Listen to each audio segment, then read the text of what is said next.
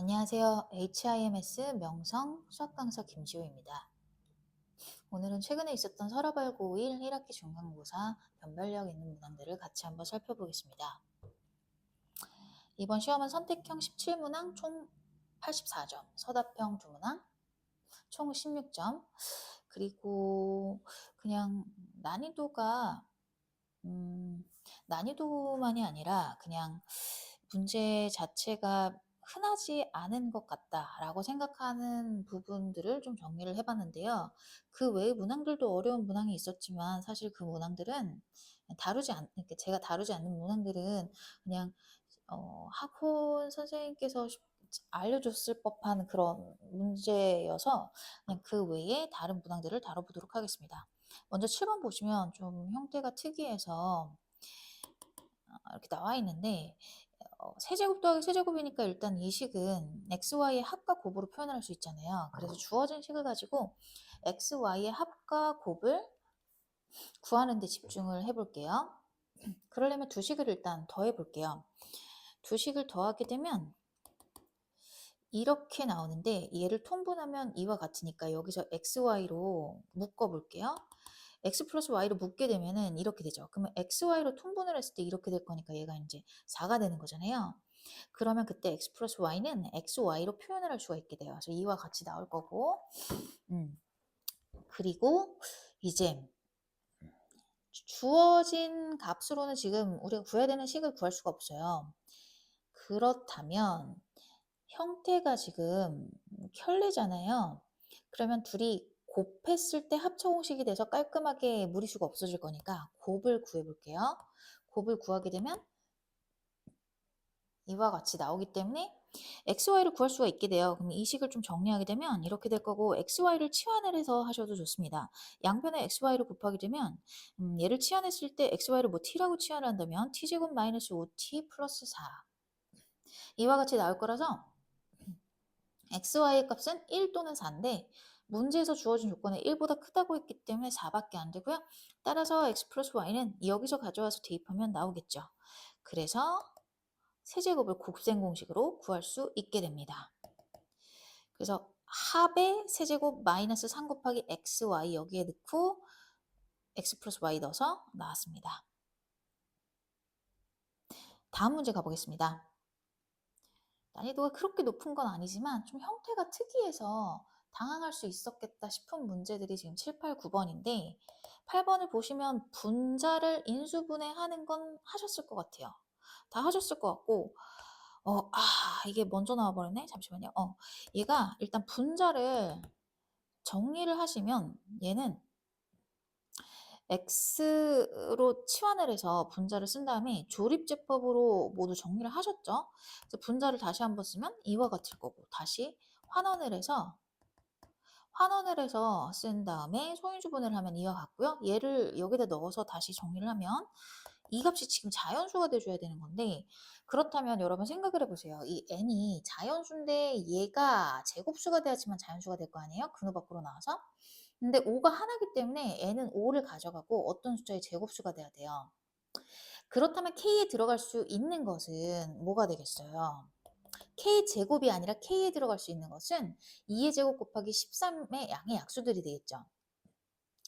우리가 지금 구해야 되는 건 n의 개수니까 k의 개수에 따라서 n의 개수가 결정이 될 거고 따라서 우리는 k의 개수만 구하면 됩니다. 그러면 k는 뭐가 되겠어요?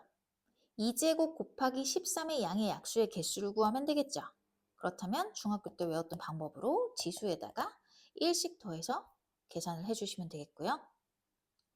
9번 가보겠습니다. 앞에서도 말씀드렸다시피 7, 8, 9번이 어렵지는 않아요. 근데 방향을 잡기가 어려우셨을 것 같아요. 그래서 다루는 거거든요.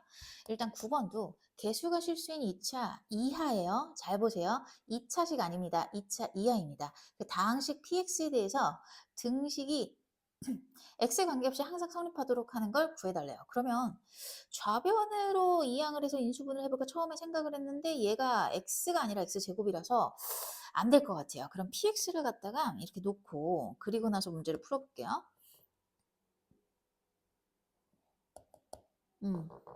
얘를 이렇게 놓게 되면은 전개를 해볼게요. 개수 비교할 거라서.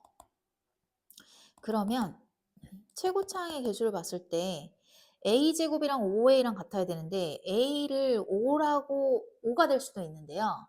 문제는 얘가 2차 식이 아니라 2차 이하니까 1차 식이 돼도 되거든요. 따라서 a가 0일 때도 고려를 해줘야 돼요. 그래서 요거 제대로 안 봤으면은 2차 식인 줄 알고 a는 당연히 0이 아니겠지. 그리고 a는 5라고 해서 풀어가지고 답이 이거 여러 개가 아닌데 이러면서 당황했을 것 같아요.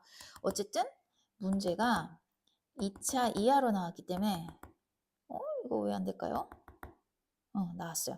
2차 이하라고 되어 있기 때문에 a는 0도 가능해서 a가 0일 때랑 5일 때로 나눠서 생각을 해볼게요. a가 0일 때는 좌변에 대입 좌변에 a에 0을 대입해서 정리했고요. 우변에 a에 0을 넣어서 대입을 했습니다. 정리를 했는데요.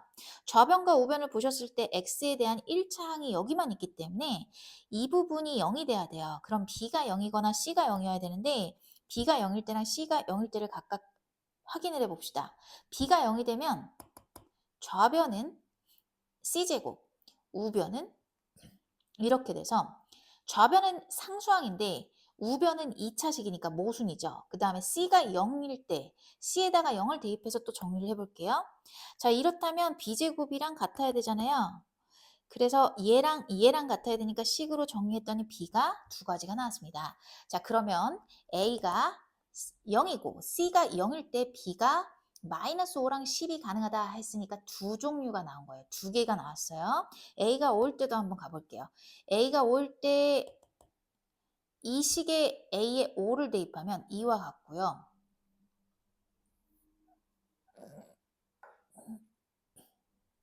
여기서 5와 같고요.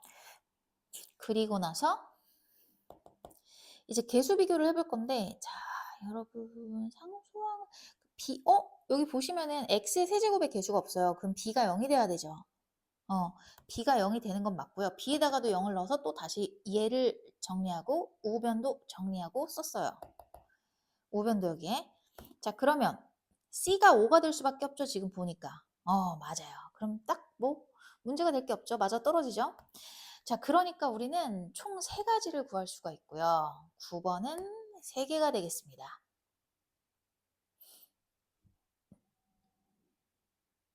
다음으로 넘어갈게요. 얘는 두 이차함수의 그래프를 동시에 접하는 서로 다른 접선의 개수가 2개일 때 두 접선의 기울기의 곱의 최대값을 구하면 사실 이것까지 생각을 한 친구가 있을지 모르겠는데 이거 이차함수 풀 때 대칭성 이용해서 풀 수도 있는 건데 얘는 대칭되는 함수가 아니거든요. 꼭지점을 봤을 때. 그래서 얘는 그냥 푸셔야 되는데 그러니까 얘 꼭지점이 마이너스 2,k고 얘는 6,0인데 얘네 둘의 그 대칭일 때는 우리가 이 꼭지점의 중점을 지나게끔 해가지고 구하는데 얘는 대칭이 아니에요. 그래서 직접 구해야 되고요. 그러면 접선을 mxn이라고 써서 각각 판별식 d를 직접 하는 수밖에 없어요. 그래서 fx랑 봤을 때는 얘가 여기서 판별식 d를 쓰면 이 값이 될 거고 이 식을 정리하면 뭐 이렇게 됩니다. gx도 한번 살펴볼게요. gx도 정리해서 판별식 d를 적용하면 식이 이렇게 정리돼서 여기서 이제 4n을 없애줘야 되니까 대입을 할 거예요. 여기다가 위에 식에다가 그러면 이렇게 나오겠죠. 한쪽으로 넘겨가지고 2로 나눴어요. 그러면은 m의 값이 여기서 나오는 m의 값이 기울기잖아요. 그 기울기 두 개의 곱은 근과 계수의 관계에 의해서 마이너스 2k가 나올 거거든요. 근데 이 기울기의 곱의 최대값을 지금 구하는 문제이기 때문에 얘가 최대값을 구해야 되면 k의 범주를 알아야 돼요. 그러면 이제 또 나올 수 있는 게 얘가 두 기울기의 곱의 최대값, 그러니까 서로 다른 기울기를 가져야 되죠. 그러면은 얘는 판별식 D도 쓸 수 있잖아요. 지금 범위가 나올 곳이 없어서 그래요. 그럼 판별식 D를 딱 써가지고 보면은 K가 마이너스 32보다 커야 되는데 K가 정수래네. 그럼 얘보다 큰 거는 마이너스 31이 될 거니까 그래서 이와 같이 나왔습니다. 됐죠?